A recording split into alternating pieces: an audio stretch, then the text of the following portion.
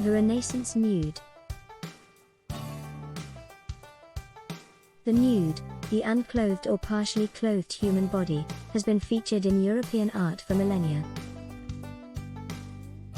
After 1400, with the waning of the Middle Ages, artists depicted nudes as increasingly three-dimensional, vibrant, and lifelike, in short, more immediate and real.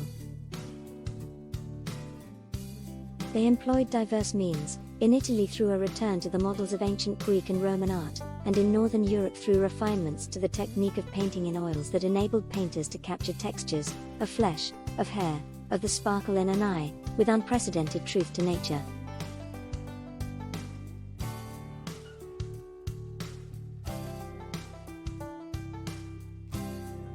In concert with new scientific approaches, artists across Europe studied nature, including the human body, with increasing specificity and deliberation. The meaningful depiction of the human form became the highest aspiration for artists, and their efforts often resulted in figures of notable sensuality.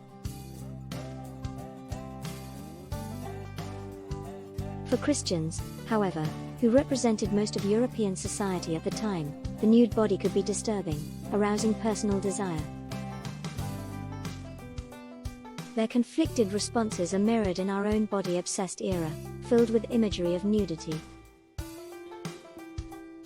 The Renaissance Nude examines the developments that elevated the nude to a pivotal role in art making between 1400 and 1530. Organized thematically, the exhibition juxtaposes works in different media and from different regions of Europe to demonstrate that depictions of the nude expressed a range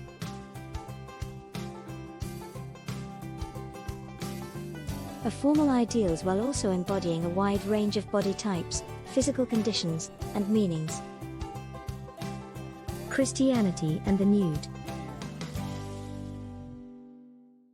Renaissance Europe comprised a diverse body of countries and territories divided by language, modes of government, and local customs, but with the great majority of its populations sharing a Christian faith.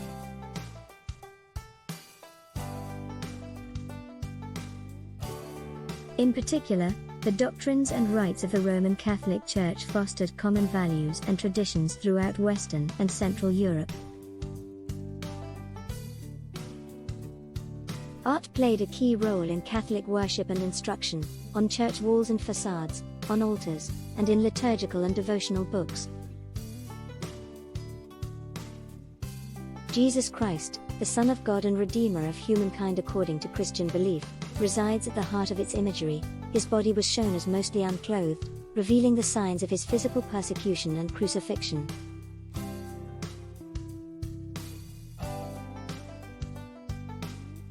Similarly, imagery of the nude or mostly unclothed bodies of saints and of biblical heroes and heroines functioned in religious observance and private devotion, representing, at times graphically, their torture and martyrdom.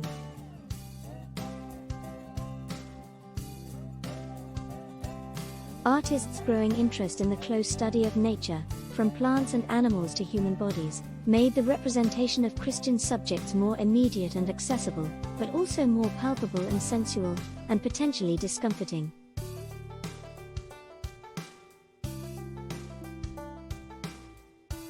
Despite a rise in the depiction of secular subjects encouraged by a renewed interest in ancient Greek and Roman art, Christian subjects continued to dominate artistic production throughout the Renaissance.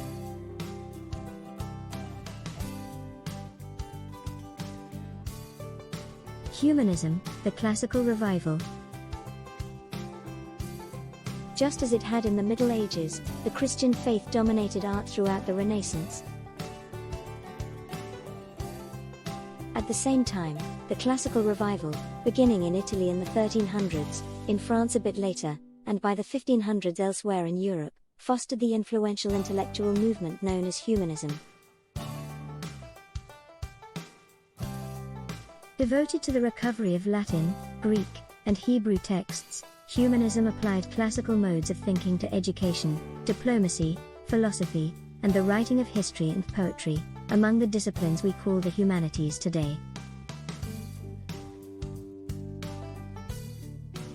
Humanists fostered the taste for the antique in the visual arts, stimulating interest in Greek and Roman mythology as well as literary subjects, inspiring artists to create some of their most original work.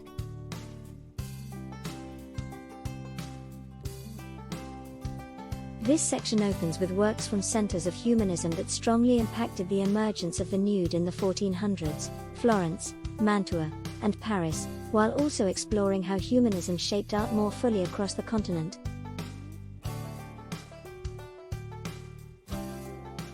Humanism, explorations of eroticism.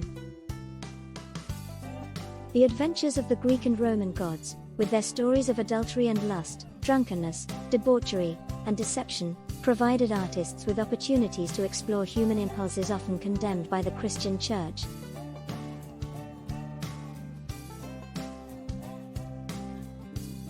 Within humanistic culture, much art created around the nude was erotic, exploring themes of seduction, the world of dreams, the sexual power of women, and even same-sex desire.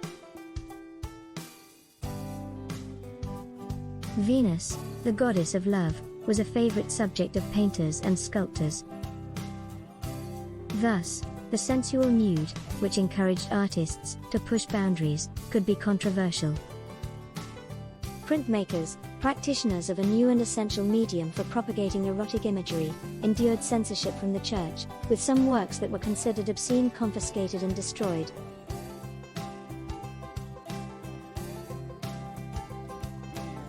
Beyond the ideal nude. Idealized and beautifully proportioned bodies were not the only types of nudes in Renaissance art. Christian art often represented the bloodied figures of the persecuted Christ and saints, the bodies of the deceased and dying, and the emaciated anatomies of devout ascetics who express their faith through the denial of physical needs.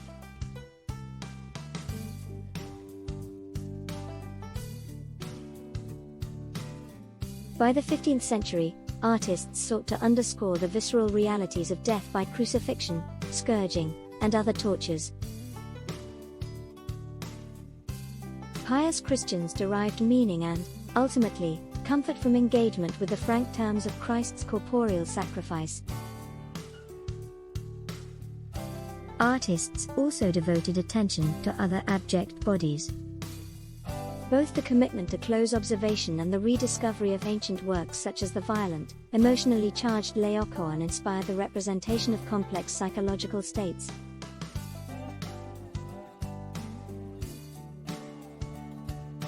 By the 1520s, Italian artists such as Rosso Fiorentino and Pontormo, reacting to the idealized and heroic art of Raphael and Michelangelo, took inspiration from Northern European artists who had long excelled at representing bodies in death, in decay, and outside conventional notions of beauty.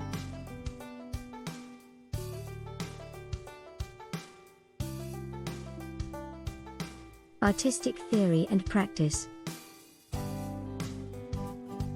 The revival of interest in Greek and Roman art, which was largely focused on the human body, helped transform workshop practice during the Renaissance.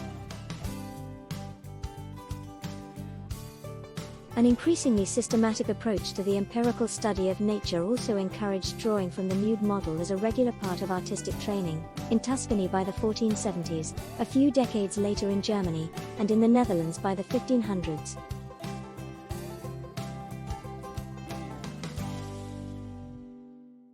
Italian artists of the 1400s drew upon both surviving classical works depicting the human body and recently excavated sculptural masterpieces such as the Laocoon and the Apollo Belvedere.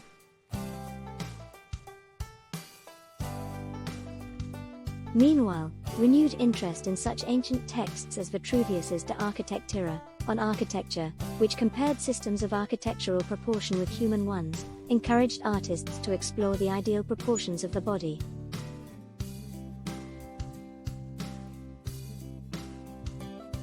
Exemplifying the close link between art and science and the commitment to realistic observation, Italian artists such as Polluolo and Leonardo da Vinci studied anatomy through dissection, seeking to understand the human skeleton along with the placement and character of muscle.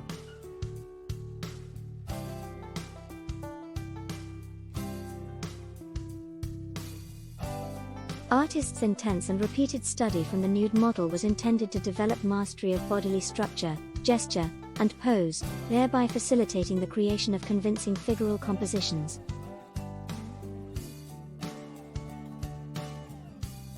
In Northern Europe, such innovations were introduced to artistic training by leading masters, among them Albrecht Dürer and Hans Baldung. Personalizing the nude. The broad appeal of the nude extended to the novel and personal ways Renaissance patrons sought to incorporate nude figures into the works of art they commissioned.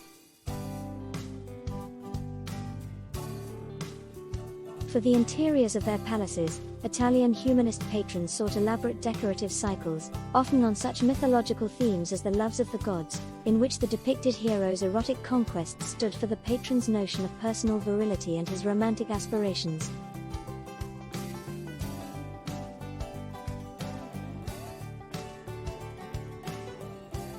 Commemorative bronze medals, featuring portraits on one side and allegorical nude figures on the other, offered another way for an artist to evoke the character and ideals of illustrious patrons.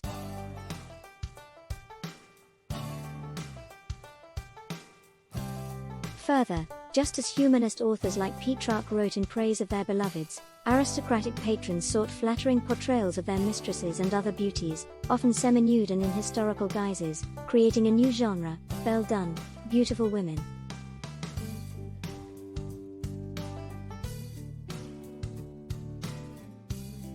An intriguing and unusual antecedent of this genre is Fouquet's erotic portrayal of the French King Charles VII's mistress with bared breast as the Virgin Mary.